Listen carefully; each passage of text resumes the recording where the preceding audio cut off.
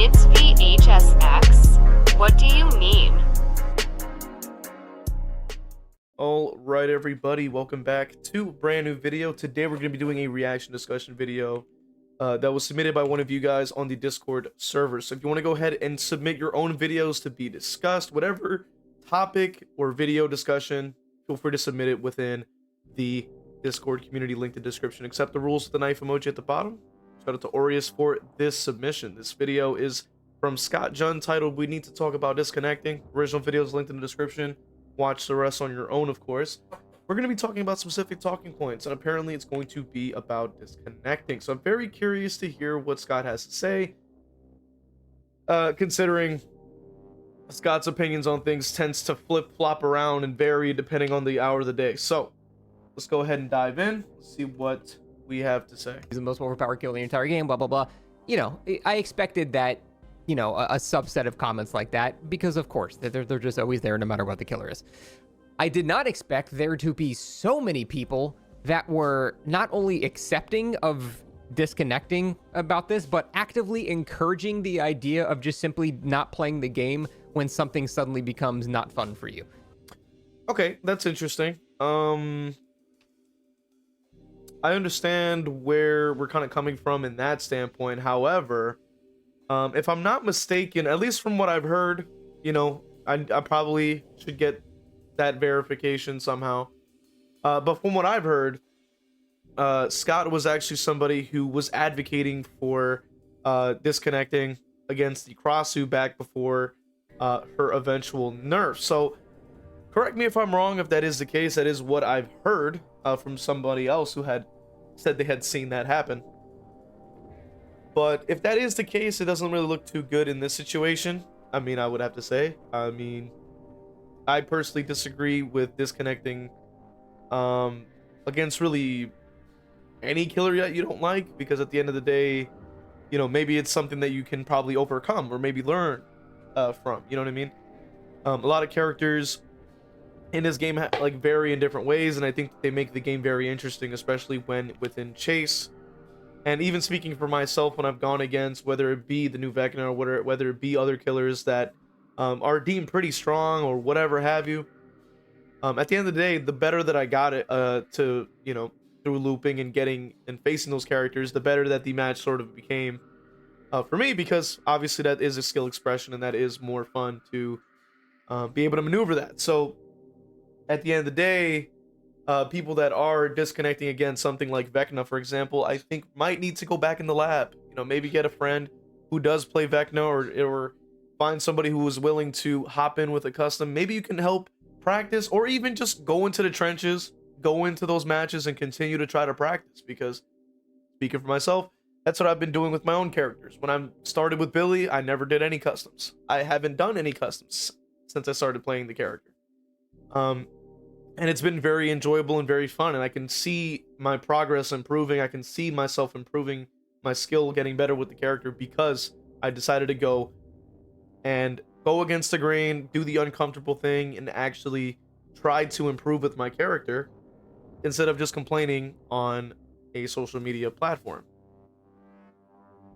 So let's go ahead and continue.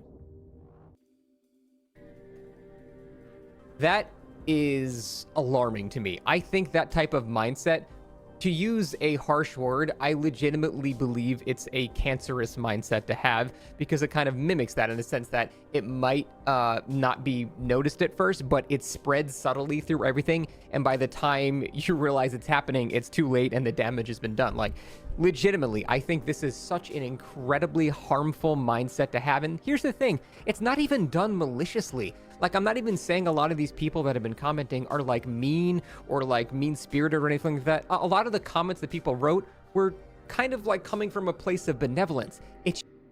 I mean, yeah, like at least with this particular take, you know, in this current point, in this current time, is something that I can agree with. This is something that does make sense, as we already know.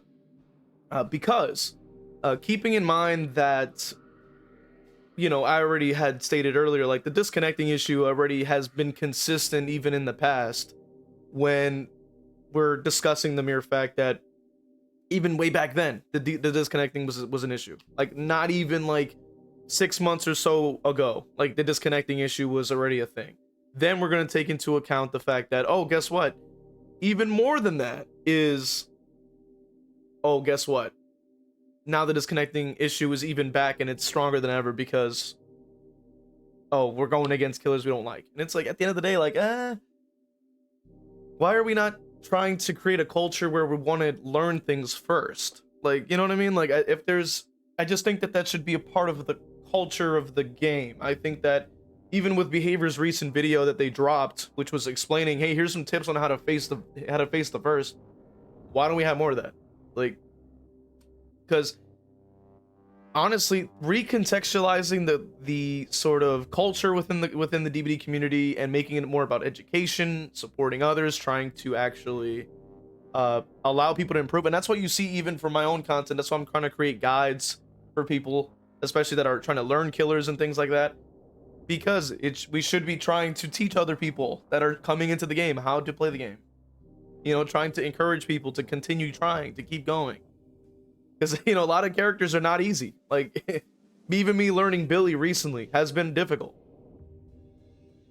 and if I had the same sort of mindset that they have, right, where it's like, oh, if it's not going my way, I'm out of here, then that's not really positive, you know, as a whole for the rest of the thing. And I've done that before, you know what I mean? But that's usually after like at least 10 matches of just like, yo, this is just horrendous, like streak of events.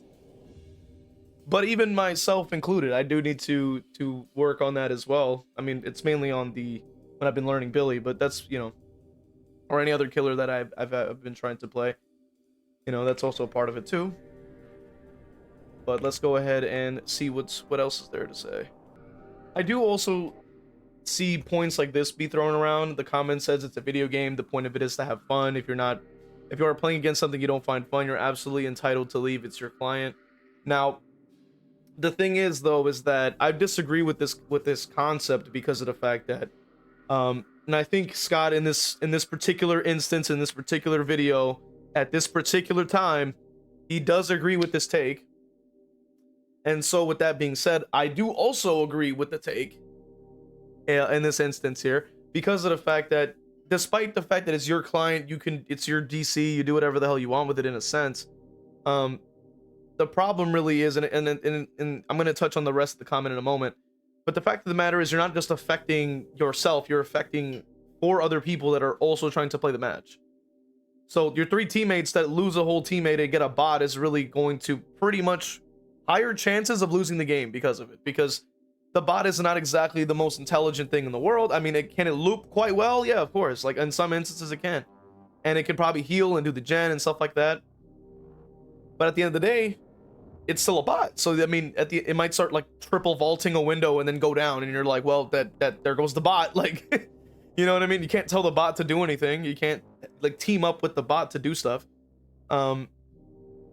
And you're also affecting the killer player that probably misses out on an interesting experience, a chase, you know, and also maybe even, like, speaking for myself, the satisfaction of being able to go against a player that is either equal skill, potentially, and overcome that chase, or at least be able to show like my sort of skill with my character, what I've learned with my character going against that particular person in general, I think is just better, right? Like, to me, that's more enjoyable than just beating up a bot, because if I wanted to do that, I'd just load up a custom.